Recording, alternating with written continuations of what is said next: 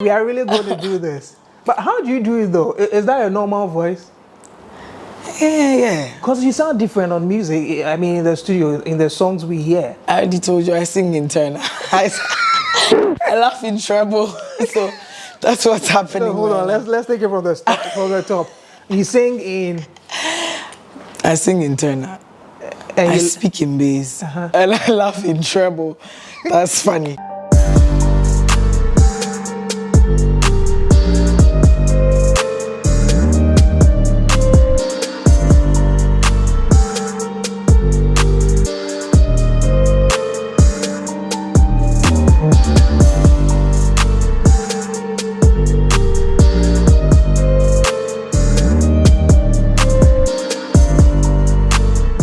Hi guys, welcome to BTM Afrika. My name is NYDJ. I'm pretty sure you know who my guest is today already. An amazing Ghanaian musician. She's done it. I mean, for some while she went silent, but she's back and she has a new single. Title of that one is Shush. This morning on BTM Afrika, I'm just going to make sure that she actually doesn't shush. She's going to tell us all that she's been up to on this particular show. Her name is Ovi, and you are welcome to BTM Afrika. Steeman Heights, Kumasi is located at Atasamanso, a 20-minute drive from the airport. It's a luxurious suite in the metropolis, which features a 2-bedroom and a 1-bedroom suite with bathrooms and suite.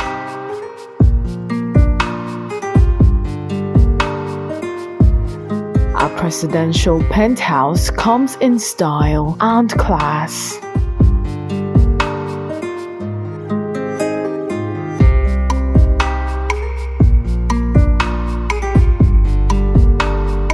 We provide a 24-hour fiber internet service and a power plant that ensures an uninterrupted power supply. It comes with a swimming pool, a spacious car park, and a sky bar. Contact Steeman Heights Kumasi on 0592 224 246 or visit our social media handles on Facebook at Steeman Heights, on Instagram at Steeman Heights, and on Twitter at Steeman Heights, or visit our website at www.steemanheights.com for more information. At Steeman Heights, your security is well assured. Stone God again, boy, this I wanna go and definitely shut the road. Coming over, in a me rover, then they look at me. All right, guys, so I told you who my guest is, Ovi. Ovi is on my show now. It's been like, how should I say? I've been wanting this interview for only God knows how long, and finally you are here. Great to have you on BTM Afrika. It's a pleasure. I hope you are doing very well, though. I'm all right. How about you? I'm good. You see how she's talking? I'm all right. How about you? And I'm also doing, it's a pleasure. How are you? Two different voices, but we are really going to do this. But how do you do it though? Is that a normal voice? Yeah. Because you sound different on music. I mean, in the studio, in the songs we hear. I already told you I sing in turn. I laugh in treble. So that's what's happening. So hold on, let's take it from the top. You sing in. I sing in turn. I speak in bass. And I laugh in treble. That's funny. Interesting. I know, yeah. So Ovi is my guest, but like I said, I'm happy to have you here on the show. For somebody who perhaps doesn't know who Ovi is, I doubt there's anybody like that though. But let's talk about the Ovi story from Hitmaker. I think that's when a lot of people actually got to know you. Prior to that, you were doing some covers and all that. But let's take the story from Hitmaker. Okay. Which year was that? 2018. 2018. Yeah, season 7. 4 years ago. Right. What made you go to Hitmaker in the first place?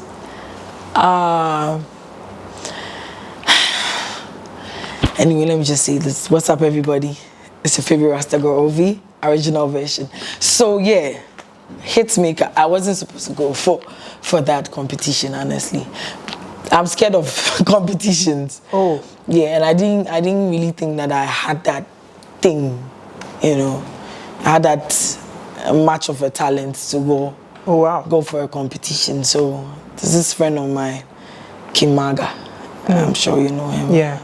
He was like, if you have a vocal, so you bet me I try a day with you. I'm fine. So let's just do it.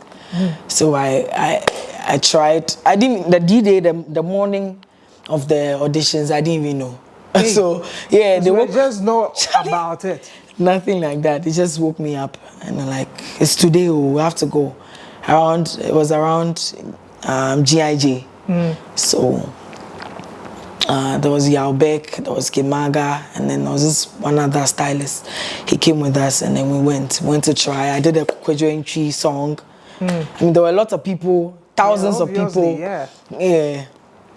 I was quite different, my look and everything. I didn't believe in my voice. I had a very rough, husky voice. So I didn't think that, I'm over family. Yeah, because everybody who went there was singing like Celine Dion. You get that kind of vibe. Today's Kiddie and all that. You see, so Charlie, I was a bit scared. I was actually very scared. So then I went in there, did my thing, which was like, I like you, I like your swag. I was like, okay, thank you. Okay, thank you. I went through to the next round, and that too, it was horrible actually. Whoa. Yeah, it was horrible, but... When you say it was horrible, what do you mean? What you couldn't do it? What song was that? I think there was a beat. I was supposed to do my freestyle. My freestyle, it's beat nechi. So Charlie, so yeah. That was the final audition. So I was really, I was shaky.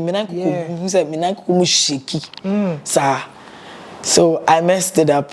But at that time, Magnum was like, she has something. Let's just give her the chance. She's done well in the first round. So let's just. And I told you, I was quite different. Yeah. So I don't know if they just wanted to try me or what. I entered. Yeah, went to Sogakope, boot camp. That too, I had to be doing songs like Bibanke, Access song, and then... You were doing Access song? Yeah. With this voice? Yeah. I had to be doing Eya Daba. Charlie, people liked it. Strangely, people liked it. So, yeah, I was qualified. I entered. I was part of the final 12. And we went into the whole competition proper. I know that was hard. Yeah. It was at the first show. Easy was one of our judges. She was like, who is this? Who chose her? Oh. Because that day I'd lost my voice. My journey to Sabini's where my baby day at rehearsal. So on stage it became something else. Yeah, my voice, I'd lost my voice and everything. So Charlie, it was horrible. Wow. It was horrible. The video is still on YouTube. You watch it, it was like, get away, pa. Was that heartbreaking for you, especially with that comment coming in? Because people get broken at times. Because in the first place, you say, I didn't even want to go. But when I entered, I knew that there was hope. Okay. You understand? So when I messed up the first time, I'm like, hey, right there. Overconfidence or something, I don't know. But I still didn't give up. I didn't really lose hope. I didn't care. I knew I was different. Yeah. So I was just supposed to be unique the way I am and then just do my own thing. So it hurts me a bit, but I was fine. Easy, I can set my voice. But then Kewa saved me. Kewa was like, I think she's lost her voice. So let's just pardon her. The next round, I did fine. Yeah. Third round, I did fine. Till the finale. Till the finale. Am I talking too much? No. We love to hear the story because obviously people often get to see the glory. They never know the journey, the story. So it's important we get to talk about this. And you've gone through the whole rehearsal stage, moved into the house, the audition, moved into the house. Now you go through several weeks of training, competition among others, the competition you hate.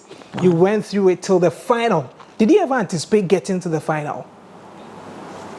Or at what point did you feel Jack with them final and then could be?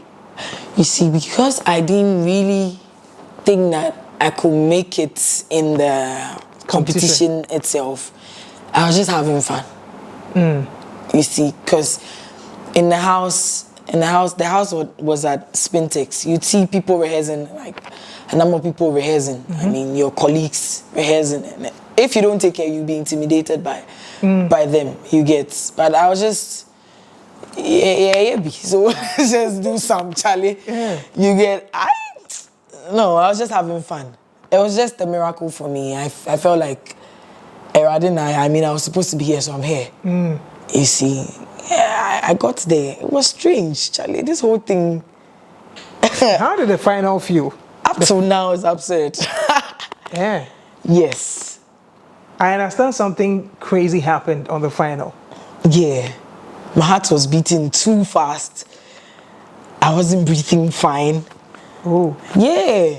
Is it from tension, pressure, or what? Because comfort the palanquins.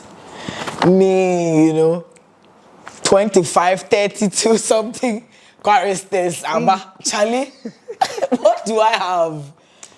Man, what do I have? You see, so... It was pressure. Just you on the final? Yeah, just me.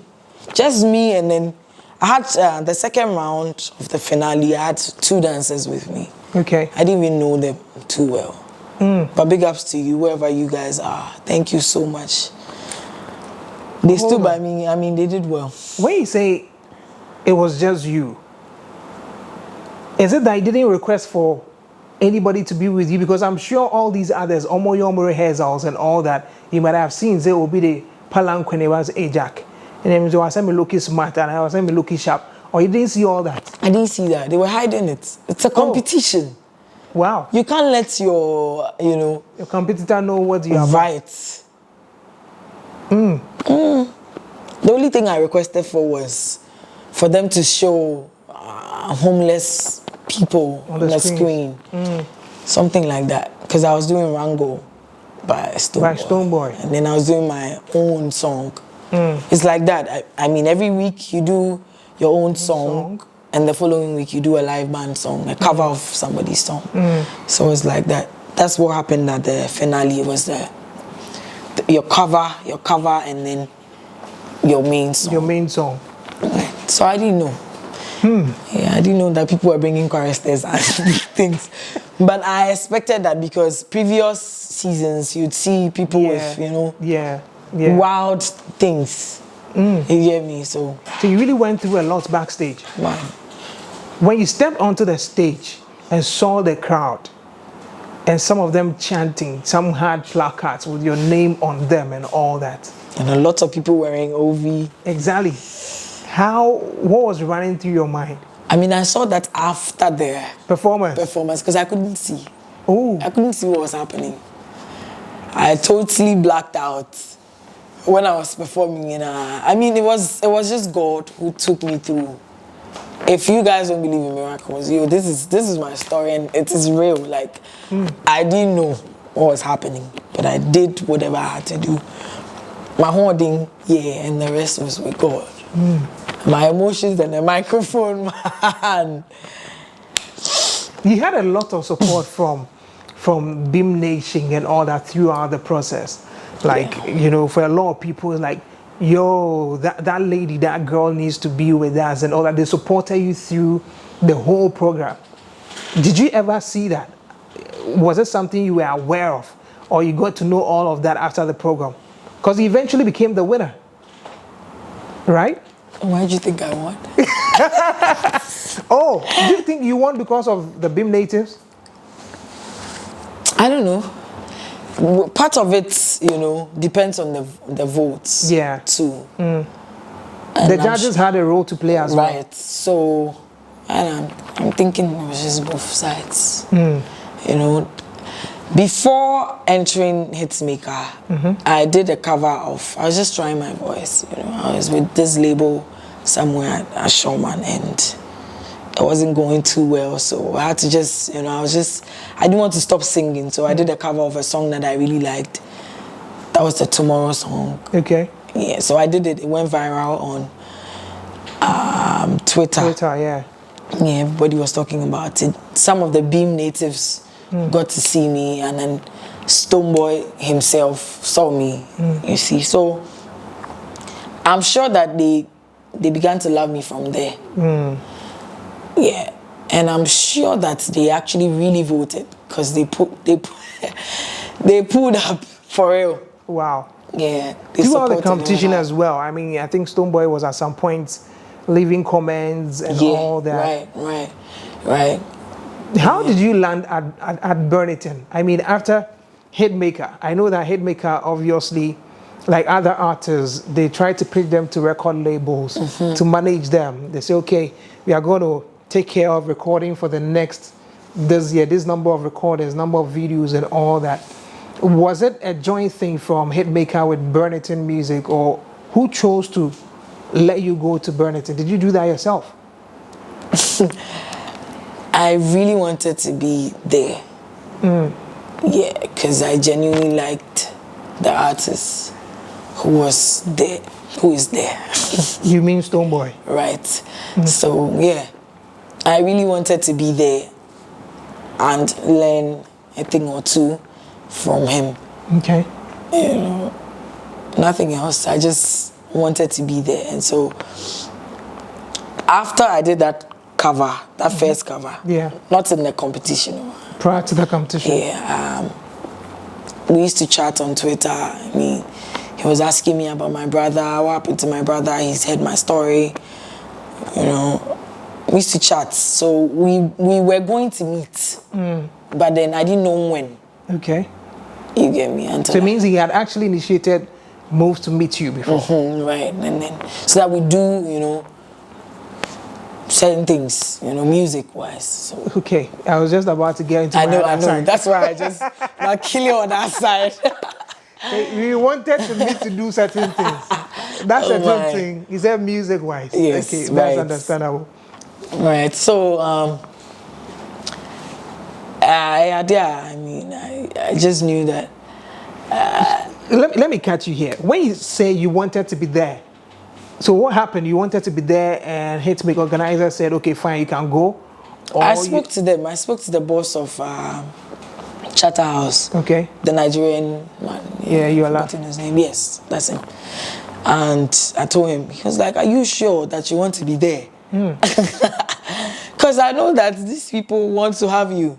But they are like, okay, let me just talk to them. I'm not sure that they have enough artists. And he got back to me. He was like, oh, they have enough artists. So, I don't know. But are you really sure? Because we can actually hand your cash prize to some other, you know, management team to handle your stuff. I was like, boss, please, I really want to be there. I really admire the man. He's my idol. So I really want to be there. It's like, okay, if you want to be there, then fine. We'll help you. We'll do what we can. And then we met, you know. I don't know what happened back door. Okay. But I don't know if he spoke to Stonebwoy or anybody, you know, affiliated with him. But then I know that we were supposed to meet and then we met. You see, at that point, I went to a few people and then they were like, okay, we are supposed to meet Stonebwoy on this day, and we went to meet him. And all took off from there. Yeah, he was going to shoot Spokeke. Okay. And then he was like, oh, would I be, you know, willing to appear in the video? Like, oh, why not? I mean, it's going to be a big deal. So I showed up and then we all went. Started from there. We signed something and then. You signed something? Right. What thing was that? You signed a contract. How long was that contract supposed to last? For 5 years. 5 years? Yes, please. Unfortunately, you didn't do 5 years. No, please. How long were you at Burniton?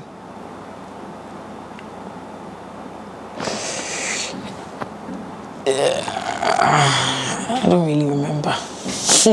But should I say 6 months? You were at Burniton for 6 months? Or less, I don't know. Out of a 5-year contract? Yeah. Why? What happened? Were you not enjoying your stay there? I was. I told you I really wanted to be there. So then I'm going to for me to stay.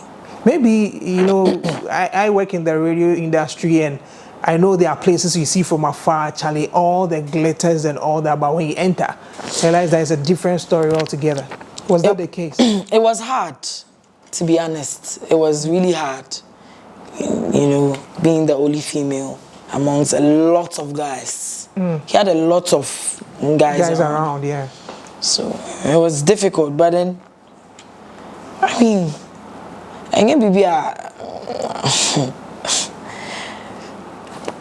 to cut everything short, man, nothing really happened. I wanted to be there. I was there. I did my thing. I learned some things. And it ended. I really don't know what happened. I can't tell up until today. I told you he texted me saying that he doesn't want to work with any of his artists anymore. And I'm like, okay.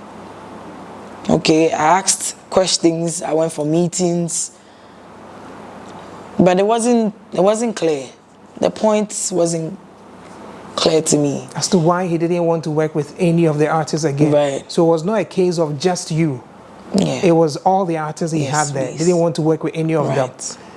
Even his manager, so you... CD, as at that time. Right. So I want to get something. In as much as you cut it short, I want to get something. You signed a contract for 5 years. After 6 months or less, the label boss says, I don't want to work with any of you guys. And interestingly or surprisingly, as at that time, he was not even in the country. Right. You had meetings and you had a text from him indicating that he didn't want to work with anyone again. Until date, you don't know exact reason why he didn't want to work with any of you guys.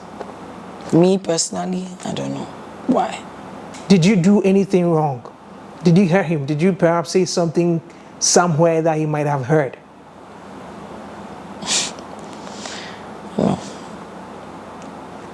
No. Are you hurt? Yeah, I was. Do you still feel hurt? No, I'm okay. I'm very okay because, I mean... There seems to be a lot to be said, which you are perhaps shushing, as your new song talks about. Simple my baby. If it was about the work, simple my baby, you know. Meant to me I need baby, and I say if I wasn't doing well, wait to me I guide me. Because I mean that was the reason why you were there. Right. A lot was said. I'm sure you know Ayisha Modi. Yeah. How do you know her? Well, I didn't know her from. Okay, at the time, this is how it started.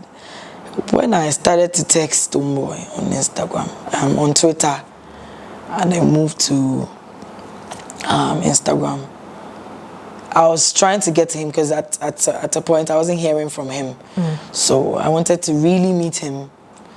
And so there was this man who wanted to link me to Stonebwoy's manager. And the man told me that it was Ayisha Modi. Okay. You get it? And so the man gave me Ayisha Modi's number. I texted here and there. The woman was like, oh, you're very good, blah, blah, blah. I'll take you to Stonebwoy. You know. For a very long time, I wasn't hearing from them until I entered the competition. And I heard that she was there at the finale. Okay. But I didn't see her. I'd never seen her before. Well, like you said, on the finale, you didn't even see anything, so... Right. And she didn't even come backstage to talk to me or, okay. Maybe she was just there to watch you. Right, so...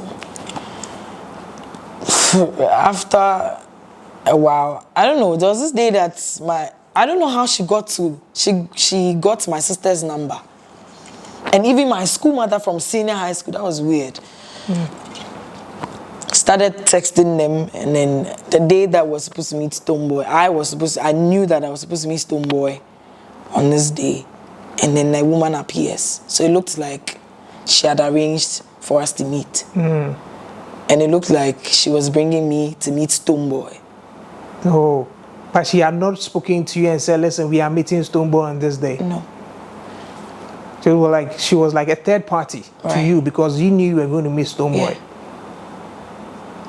Yeah. And I realized that Black CD had posted my video. And then people were like, oh, manager. And I'm like, so this is Black CD, the actual. Actually, the man was like Stonebwoy's manager in the States. Okay. So Black CD is supposed to be the manager in Ghana. Yeah. You get so. I mean, honestly, my many day, I mean, share that name now. I asked this because after this whole, when the information came out that you were no longer with Burniton Music Group, there were a lot of talk. Like, she came out, she said so much. It looked like she knew so much that nobody else knew. And she said so much. I'm pretty sure you heard some of them. Everything. You heard everything. At that point, it looked like you had been pitched against the Burniton. It was more like, I say, Judas, where your mama? Like, so the very fans, the Beam natives who loved you and all that, started coiling back into their shells and sort of, as if they hate you, sort of. How did you feel when Sansemne bar out? Were they any way true? Because I think till now, as much as people love you for your talent and all that, you know how these fan bases are. Like when they hold on to something, that's it. I mean, I've suffered that before. Before this interview, I was talking about how a number of them from, and all that. Has that hurt you? Has that actually affected you in any way? And in Semno, I want to know, was it true? Semno cry, I mean, Kaibi, because I don't know where she. I'm going to be a good songwriter and I say maybe power because me pray now, I mean, maybe I'll go for free, honestly. Yeah, I don't want to disrespect anybody on your show because I really respect you, I admire you. I met you for the first time yesterday and I admired you. I appreciate it. Big up, sir. But mommy no chandro.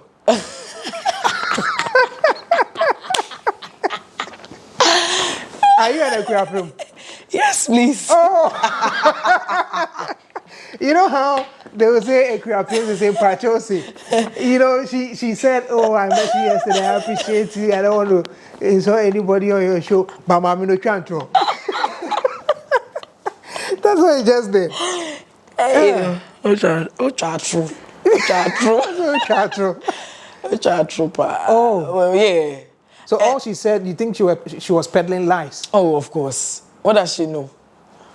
I told you that I was asked not to say anything. Yeah. So where you go hear all of these things from?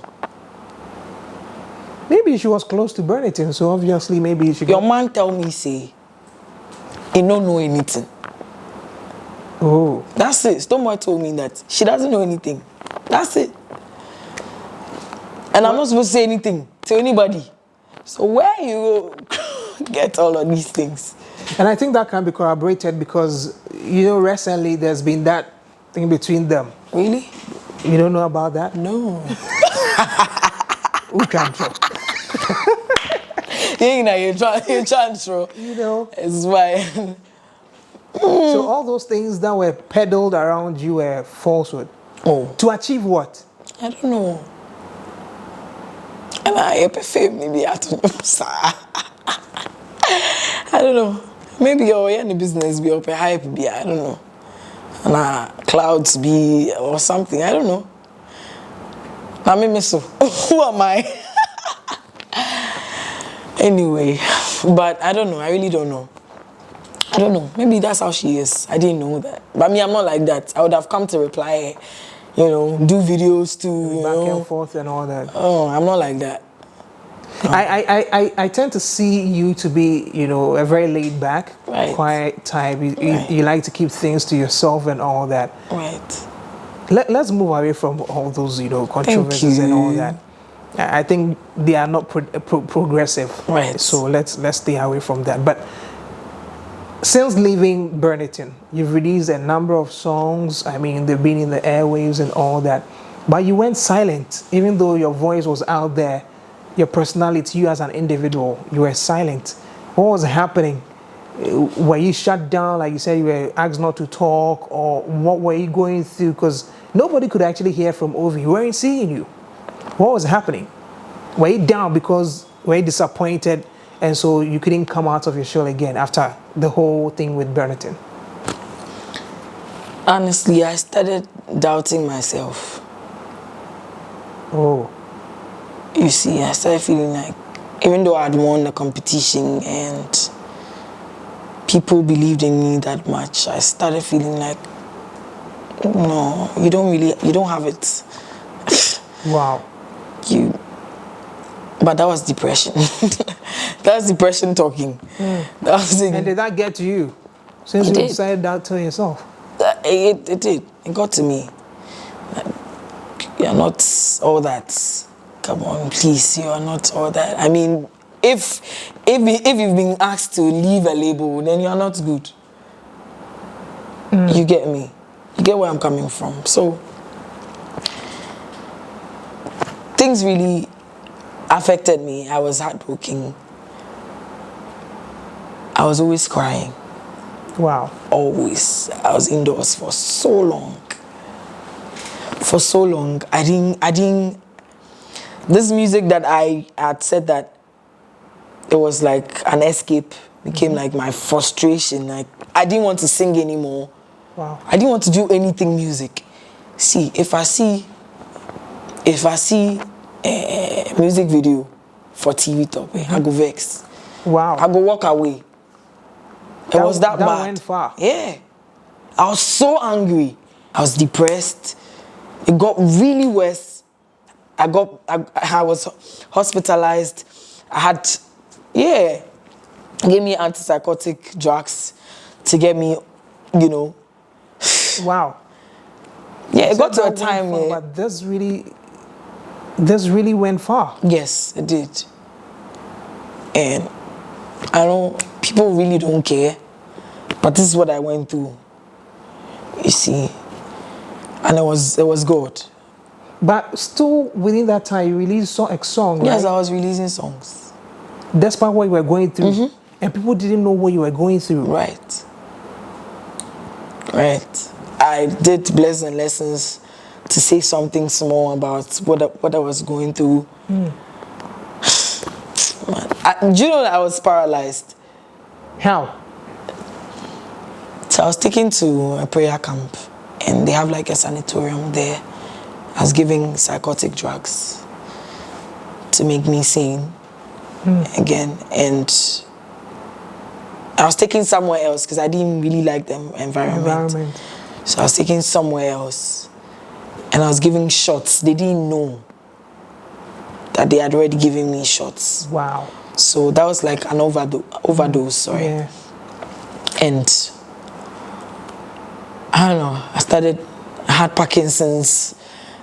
Yeah, Wow. I started shaking, drooling. I couldn't walk. If I want to, this thing, it gets me emotional, but I'm supposed to say it because people need to know what I went through. And I don't blame anybody for this, but if you said something horrible about me, this is what you caused. You're supposed to feel bad. It's supposed to haunt you for the rest of your life. You caused an innocent girl to feel this way, to go through all of this. Let me pay baby keke abafio. My father is about 60-something years old. He's still working in Europe. For us, I just wanted to be able to get money. Send a baby over to me, I retire. My sister was pregnant and I was paralyzed. Wow. Odabe to say me that say, if I want to turn, I couldn't really talk properly. even at that time. If I want to turn, I call her. No, I bet turning me. Wow. And there was this day, she said something. She was like, there was this day, she took me to the washroom and it's not WC, so no, me. You know, me fall like that. And to me, mama, me muso. Wow. It's an also nimia, echo so. Tioba and I'm a share a honum to cronim kakra. She didn't know what to do. Like, it broke her heart. They be our cancer and we say, oh, who miss our name? Or see here, a day. They need. Inti, and no. She said, my boo boo. Wow. No, it's just by the way. I don't want to tear up on your show. That's not really important. God has saved me. I am here. And it means that you can't do anything. You know, you can't stop this thing. God brought it. God brought it. God gave it to me. This is a gift. This is something that I can't do anything about. I have no control over. He gets me head and cry. I just say, this is my purpose. I'm supposed to change lives. I'm supposed to touch lives. That mean, even though I've gone through it as past, I'm supposed to say it so that Obi who better no. Yeah. Obi feeling like it's not over yet. It's not over. Because if I tell you how I was looking when I came out to release Blessed Lessons and No Perfect Vibe, the video, people were like, she's on hard drugs, she looks different. I read some of those comments, like, you look lean, you are changed. I was actually looking better. Even in that those was me looking better. So I came back to keep on going, you know. I had to go on. I had to still do my thing. Wow. And I mean, I thank God, I'm excited that you were able to come out of this, because I keep saying that, and I'll keep saying this, that, you know, today people get on social media and they feel they need to have a bite at everything. They can run into people's lives and say whatever they want to say. They never know how these words that they put together go a long way to affect people's lives. Right. A tweet could actually make somebody's life better, or it could actually end it for somebody. Right. You see creatives, and for one reason, I mean, because they are creatives and they are out there, you have access to their lives. You can see what they are going through. You can hear them, so you feel you can actually say anything to them. But creatives are the most depressed, if I should say, because they smile in front of the camera, go back home and cry. So many things. I mean, I know people in this industry who, at times, we speak and they tell you what they are going through. Some can even, they hardly find it difficult to even have a 2 million a day. These are celebrities I'm talking about. That's true. When they appear on TV and they are wearing those outfits for the red carpet and all that, you think that everything is well with them. So, I mean, this is to everyone watching. Be very mindful of what you tell people and what you say on social media. At times you think you are just having fun. There are people who will say, oh, social media is not the real world. Listen, people are ending it because of certain comments people pass. People lost their mojo, what they felt they could do because people said certain things about them. And her story is an example. She went through a lot because of some of these things that happened. But I'm happy that you are back, like I said. You have a new single, Shush. Right. Shush. Are they still telling you not to talk? Or what the shush is about? What is it about? Shush, them say me cannot say nothing. What is for me will surely find me. I saw it coming, but could do nothing. True, them won't get rid of me. Okay, that side. I think this is, I don't know, do you believe in spiritual things? Of course. Okay. At some I believe point, man is a spiritual being. Right. Yeah. So, at some point in my life, I was seeing certain dreams. Yeah. I was seeing certain things happening to me. I can't really say too much, maybe when the cameras are not there. And if you are interested, I could just tell you. Yeah, sure. Yeah, so I was seeing certain things, and I knew I was going to get to a point where I'm going to actually break down. Oh. Were there no imaginations because you were going through depression? No. Or these are things that eventually happened? You saw them It was happen? before I entered the whole depression thing. Oh. Yeah. I think the whole label thing was just like, they were just like triggers, because some of my story, you know that I lost my brother at some point, so the trauma was just there, and it was still hurting. Yeah. It hadn't taken too long, and then I entered the competition, and so it was fresh for me. So those ones were just like triggers. So I was having dreams. Back to that, I was having dreams, very weird dreams. That if I tell you, you'd say, what was that? You see, I didn't have control over whatever was going to happen. You see, basically, I knew that most of the things that were happening to me were spiritual. Yeah. So that's what Shush is about. Shush is just one deep. Everything is about me. Everything is true. That's a true life story. You get me? Yeah. I was being silenced even in my dreams. Wow. You know, I don't know, probably my gift was just too unique or something. I don't know. You know when I industry now. Yeah. So that kind of thing. I don't know. Maybe they just wanted to take me out or something. I don't know. Or maybe not. I don't know. Or maybe I don't know. I really don't know. But I just had to create something with that song. It was co-written because at that time I wasn't too stable. I was still on antipsychotic drugs, singing that song. Oh. Yeah. I was taking olanzapine. Let me just say it. I was taking certain drugs to make me feel better. I was taking OCD drugs. Yeah. I was taking Librom to make me feel stable. So I had to sing that song. I had to make people feel like you can't hurt this person. To me, you can't hurt that person that God has blessed. You know what I'm saying? So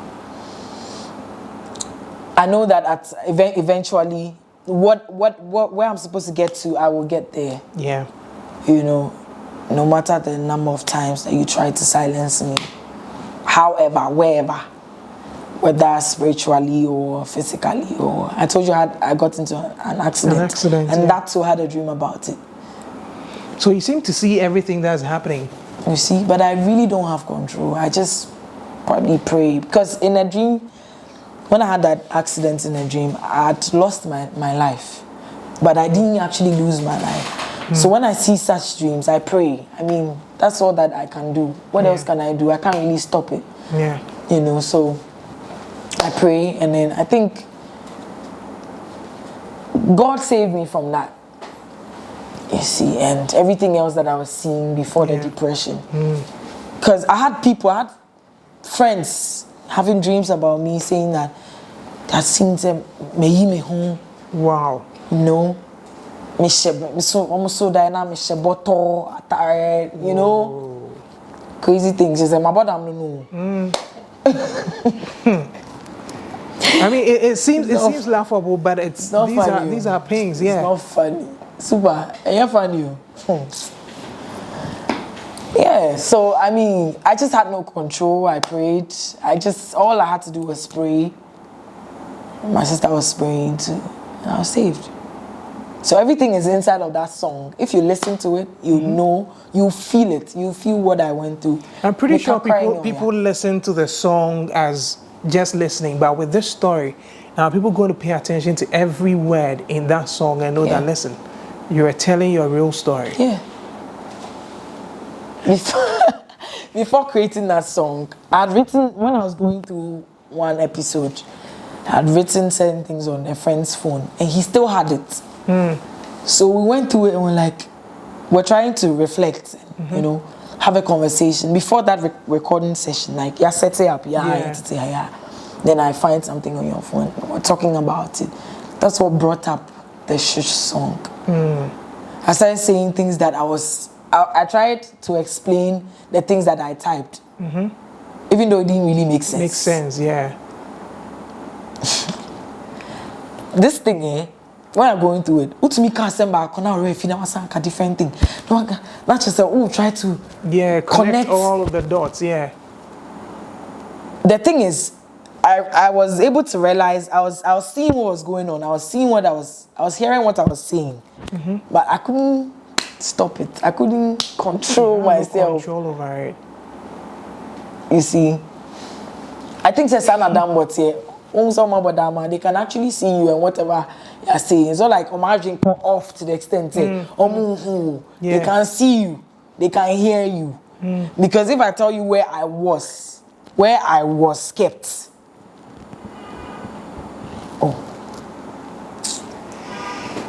All that and more in the song Shush, which is already available on all the digital platforms. I know this is perhaps such a very emotional conversation we are having. I don't want to call it interview. At some point I felt I was interrogating you, which shouldn't be the case.